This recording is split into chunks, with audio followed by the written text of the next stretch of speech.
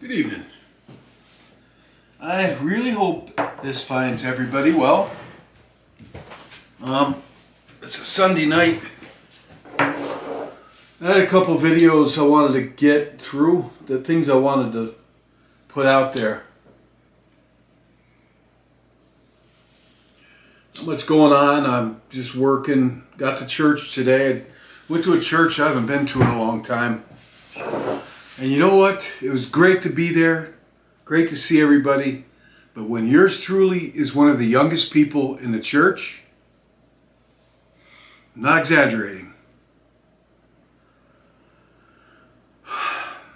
People need to get to church. I mean, at this rate, that place will be closing its doors in 10 or 15 years.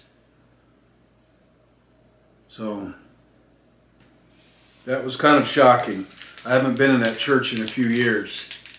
It's just one I used to go to, and they had a new minister, and I've never heard of him. I wanted to check him out, and good man. Looks to be well into his 80s. A good man. Enjoyed it. I plan to go back next Sunday, God willing. All right, this video has to do with something in my life that I've experienced, that I've talked about on here. And that is hawks and eagles that God has used in my life 3 times now. And I just got through telling the stories of the eagle and the serpent. I just told that one. That's pretty spectacular. Definitely the work of the Lord. I have no doubt about it. And before that, I think a week ago, I told the story, or retold the story of, these are experiences in my life. These two go back a ways, but a week ago I told the story of the wolves in sheep's clothing and the spirit hawk. And that too, very powerful story of spiritual warfare and the Lord at work. Well, the third one that happened about 7 years ago. And that was the woman in the tree, a ghost that came out of the tree right up to me.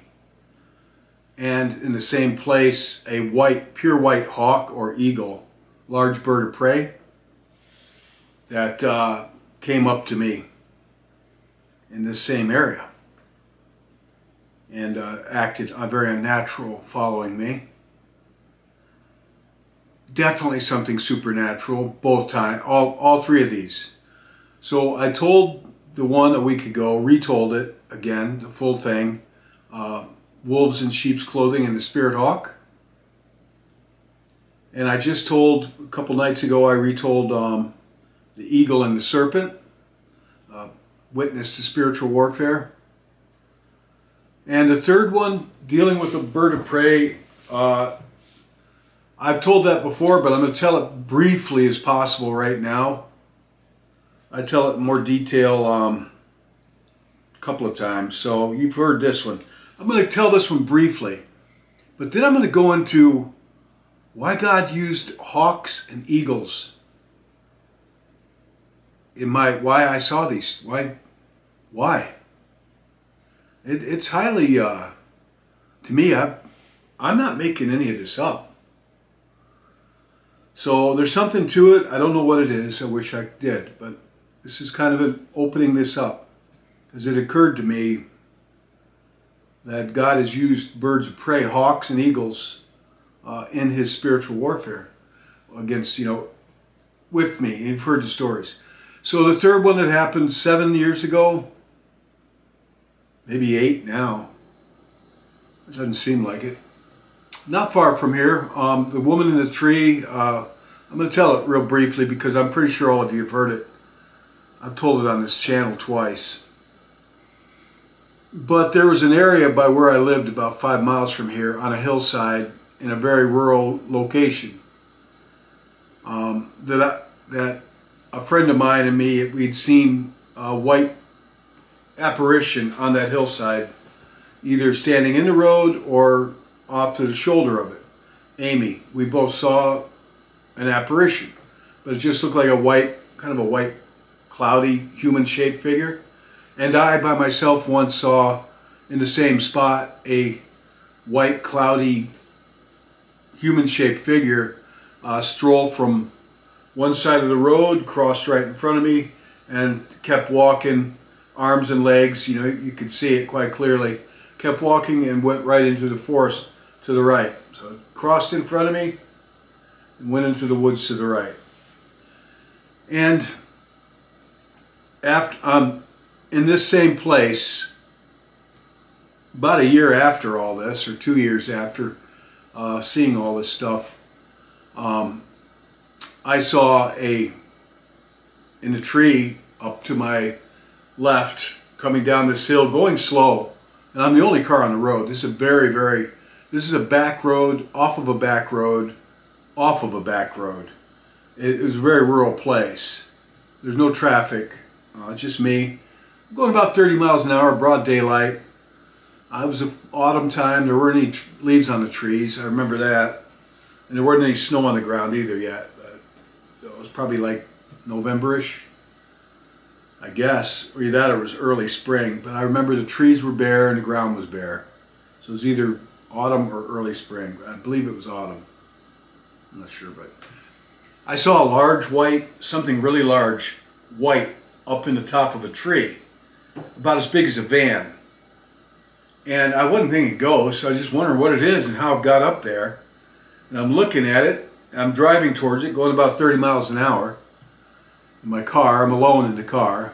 And I'm thinking it looks like somebody's bed sheet got up in a tree. And I said, no, that's bigger than a bed sheet.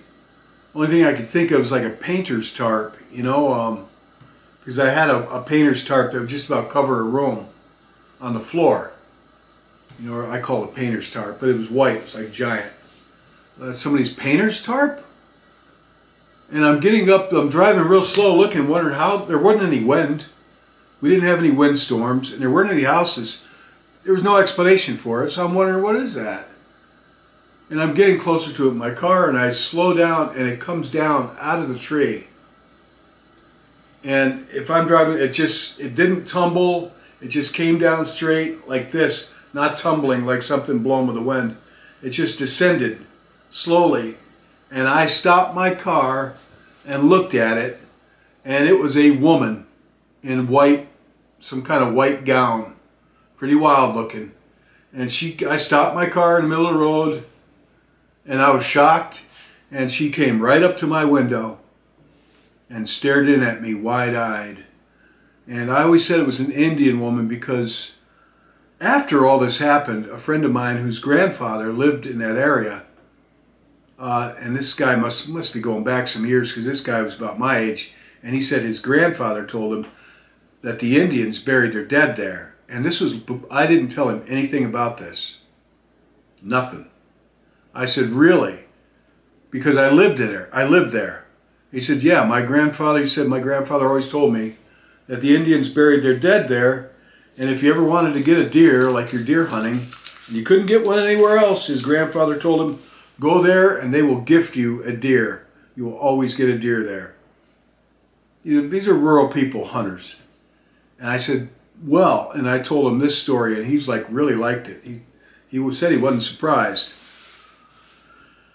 But it looked like an Indian woman, possibly because she had a very coppery tan complexion. Young woman, maybe 25-ish. Had Indian eyes, you know, white with brown, you know, and a lot of really raven black hair. And she had on a white gown. I don't know if you could even call it a gown. It was like white strips of white cloth that looked like, hard to describe. And her hair was splayed out all around her, jet black. And her gown was also just, it was like floating. It looked like strips of cloth, and her hair and everything was just floating. Like she was floating in the water on her back. Like her hair was just spread out, and her gown was floating around her. And she was staring in at me, like this straight face with her mouth closed. And I'm describing her, and I'm like in my car, like, I can't imagine what the look on. I was really shocked, startled, frozen. And I'm looking at her, and if I rolled my window down, I could have touched her easily. She was right up on my window. And I'm looking her in the eye, I'm looking at her, and she's looking at me. And her gown went like this. You could see her cleavage. I had to throw that in there. But I'm giving you a description. And so I always figured it was an Indian woman after my friend telling me what his grandfather told him about the Indian burying their dead there. And she looked like she could have been Indian, possibly. It was pretty wild. And I'm staring at her, I don't know how long, maybe 10, 15 seconds, until something said, go, run, you know, and I floored the gas, I stepped on it, and it took off, and it sounded like she punched the car. Something, yeah, she kicked or punched the car when I drove off. And I got down the road, and I called my mom, I called my friend Amy, I told them about what just happened. I was pretty excited, a little scared. I was afraid she might have been in the car.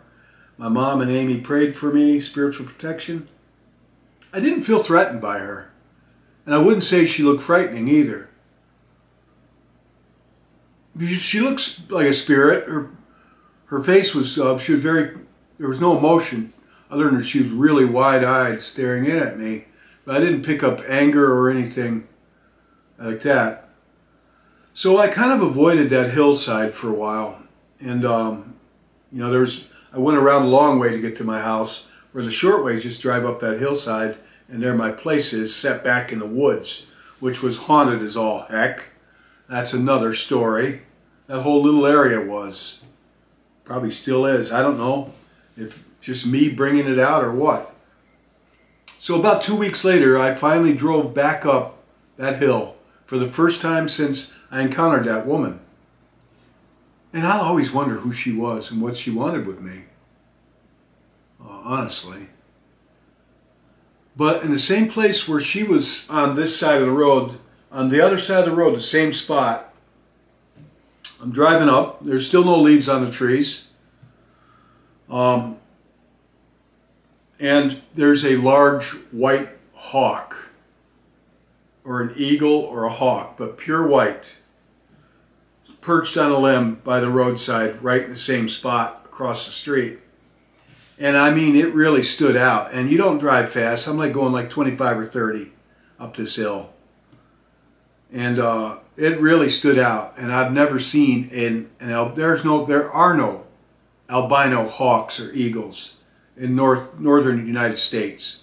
There's one in Mexico, but I'm in New York State, rural central.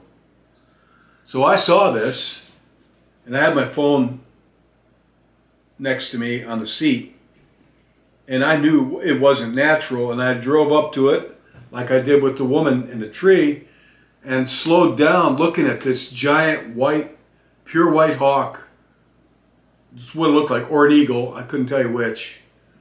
And when I slowed down, it hopped up off its little perch, and I'm still driving my car about 25 miles an hour or so up the hill, and it swooped up to where my car window was. I'm not making this up. I swear. I don't want to swear to God because you're not supposed to do that. I swear on my honor. Never made up any of this. And it came up, it swooped up alongside of my car, and if this was my car going up the hill, it followed me. I could have, if my window was rolled down, I could have reached out and put my hand on its wing the whole way up the hill. It followed me all the way up the hill, right there next to my window. And I knew this wasn't natural. And, you know, I'm looking at, wow, you know, wow. And this hawk's followed me all the way up with its wingtip almost touching my car window. On my, you know, it's right next to me. And it followed me all the way up. I got to the top and I was going to get a picture of it. Now I had the presence of mind to take a picture. And I pulled the car over, and of course the thing didn't hover in air. It went over and landed on a limb. When I pulled the car over, it landed on a limb, perch on a tree limb right next to the car. So I get to the top, to stop the car and get my phone camera to take a picture, and it went to a tree limb and was sitting there on the limb watching me. I went to take a picture and it flew away. It flew away. And I got the picture of it, but I don't have it, and it wasn't a good picture. You really couldn't make anything out. By the time I took a picture, it was pretty well on its way gone. And that's that story. Now, can you imagine a hawk doing that, or a white eagle? First off, it happened in the same place where Amy and I saw the spirit, and I then had the woman come out of the tree in white. In the same place 2 weeks after that. That was unnatural, and the fact that it was a large albino white, I wouldn't say albino, it didn't have pink eyes. You know, it had regular black eyes, like they do in nature. But it was pure white. The plumage on it, the feathers, it was all white. That's not natural at all. Its behavior to me, waiting for me there, and when I slowed down, coming up right to it didn't even flap. It just, like the one in the spirit hawk and the wolves in sheep's clothing, it never flapped its wings. It managed just to glide without ever flapping its wings. And this one followed me up without flapping its wings. It just soared and followed my car all the way up the hill, never moving, stuck right there to the side. I could have reached out and put my hand on its back. A hawk. That's supernatural. And when I pull over to stop my car, it didn't just fly off or keep flying. It landed up on a tree limb and was watching me where I was stopped. And I'm like, oh my God, I gotta get a picture of this. And now it's flying off that way. So, I've given you 3 stories of spirit hawks and eagles. And the one with the eagle and the serpent was right out of something else. I mean, right out of mythology almost. What does this mean? Now, I looked in the Bible. A hawk is only mentioned a couple times. Once in Leviticus, where God's telling the Israelites foods they cannot eat. And birds of prey are one of them. Hawks, eagles. You're not supposed to, it's just good advice too. Because you don't eat meat eaters. That's why we only eat as, omnivores. You don't eat other meat eaters because they can carry parasites. But God told the Israelites they're not to eat hawks. And he talked to Job about, just use a hawk as an example. And I'm going to read a few verses out of the Bible about eagles. There's a lot of verses on eagles, only a few that mention hawks. So I'm going to read a few of these, and I want to try to see maybe if you or me can offer some insight why these things happen to me with hawks and eagle. So in Isaiah, on Job, God asked Job in Job chapter 39:26, does the hawk take flight by your wisdom and spread its wings towards the south? Okay, it's in Leviticus chapter 11, verse 16 and 17, where God instructs the Israelites they're not to eat. He gives a list of things. Night hawks, a hawk of any kind, they're not to eat them. And some other birds too. And eagles either. So, they're not to eat them. And Isaiah chapter 40, verse 31 says, but they who wait on the Lord shall renew their strength. They shall mount up with wings like eagles. They shall run and not be weary. They shall walk and not faint. They shall mount up with wings like eagles. Them that wait on the Lord. In Psalms 103 verse 5 says, who satisfies you with good so that your youth is renewed like the eagles? In Exodus chapter 19 verse 4, you yourselves have seen what I did to the Egyptians, and how I bore you on eagle's wings and brought you to myself. You yourselves have seen what I did to the Egyptians, and how I bore you on eagle's wings and brought you to myself. Isaiah chapter 40. I already read that one, sorry. In Revelations, we get in chapter 12, verse 14, but the woman was given the two wings of the great eagle, so that she might fly from the serpent into the wilderness, to the place where she is to be nourished for a time, and times, and half a time.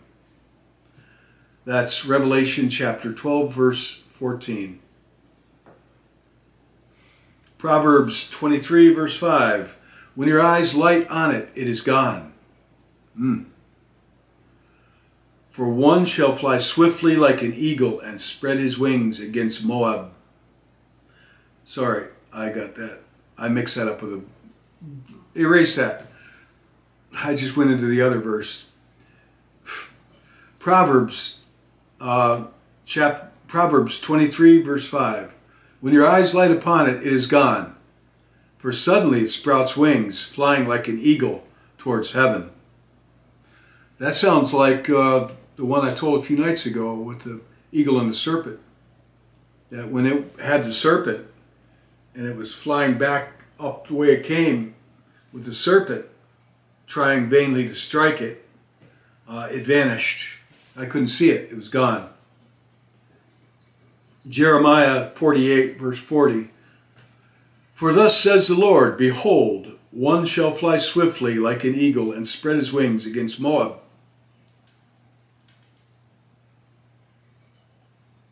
Job 39, verse 27. Is it at your command that the eagle mounts up and makes his nest on high? On rocks he dwells and makes his home, on the rocky crag and stronghold. From there he spies out the prey. His eyes behold it from far away. His young ones suck up blood, and where the slain are, there he is. All right. Revelations chapter 4, verse 7. The first living creature like a lion, the second living creature like an ox, the third living creature with the face of a man, the fourth living creature like an eagle in flight. That's in Revelations 4. Ezekiel 17, verse 3. Say, thus says the Lord God, a great eagle with wings and long pinions, rich in plumage and many colors, came to Lebanon and took the top of the cedar.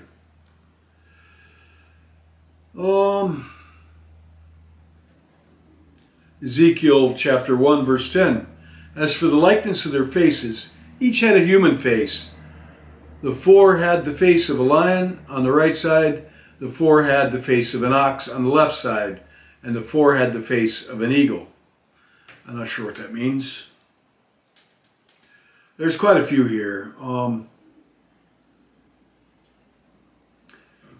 Ezekiel, okay, I think he's talking about angels in that one. Talks about the cherub. Ezekiel 10:14. This is an English Standard Version.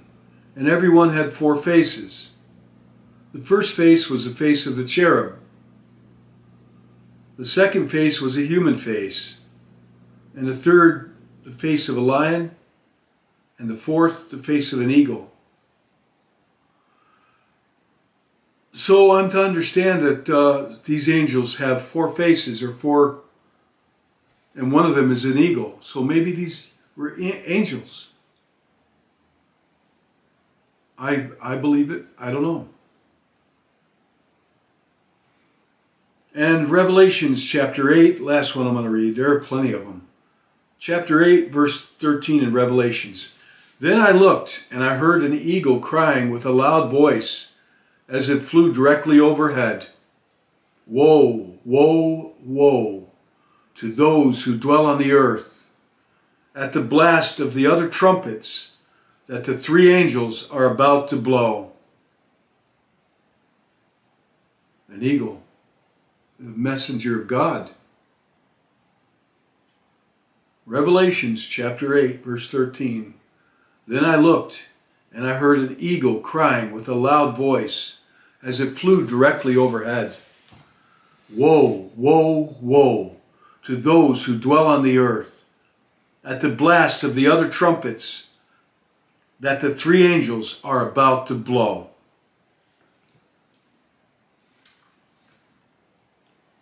Well, I've learned from that God has used eagles as messengers, as part of angelic messengers and such. So, that may answer a little bit of my question.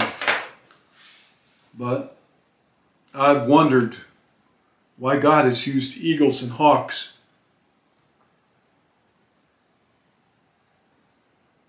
With me. Yeah. I have never heard of this happening to anyone, unless it's mythology or the Bible, or not even. So I feel, honestly, I got to be honest with you, I feel honored. I feel very deeply honored.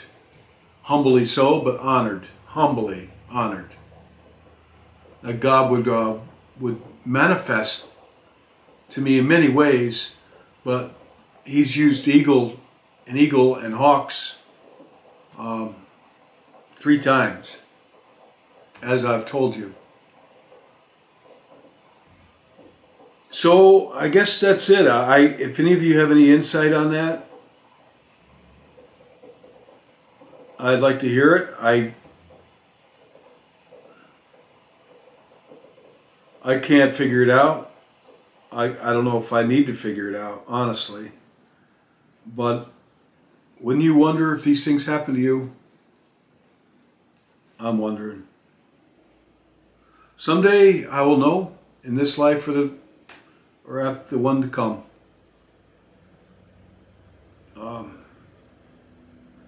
I'll leave it at that. Okay, take care. God bless you, each of you. And is there anything else before I turn this thing off? I gotta go to work tomorrow.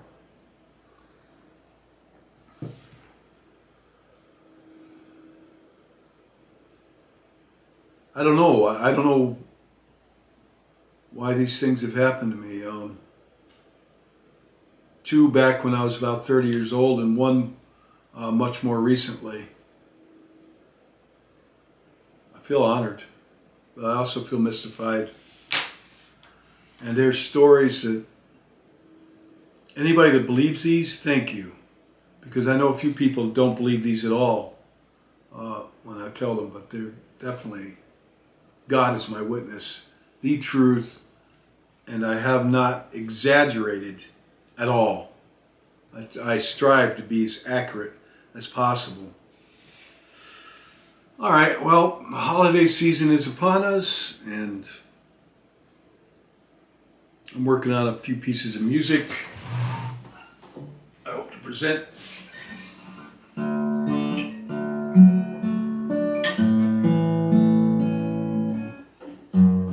That one, yeah. Pachelbel's Canon in D major. I hope to have that down for Christmas. All right, take care. Thank you for your time, and God bless each of you.